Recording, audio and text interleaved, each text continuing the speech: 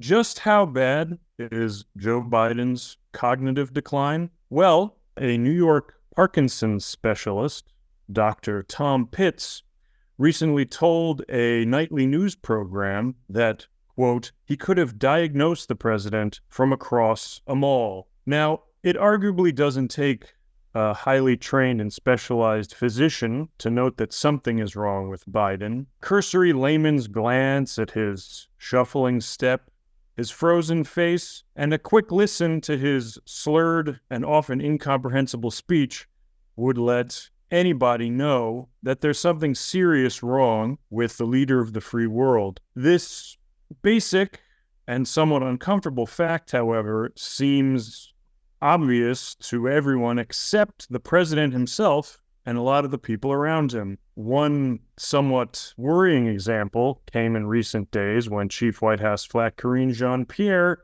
publicly denied that the arrival at the White House in January of another Parkinson's specialist from the Walter Reed Hospital in D.C., Dr. Kevin Kennard, to meet with Biden's regular personal physician, Dr. Kevin O'Connor, had anything to do with the president's health. Unfortunately for Jean-Pierre, O'Connor later repudiated this, and she herself was forced humiliatingly to recant in public. So it's clear that the communications apparatus around Biden is staying very on message that the president is A-OK. And that's true for Joe himself as well. When pressed in a recent interview about taking a cognitive test, he tried to respond with a bit of insouciant sarcasm, saying that he takes a cognitive test every day in the form of his difficult duties as president. Well, the world is currently mired in a series of escalating global conflicts in Ukraine, in Gaza, and elsewhere.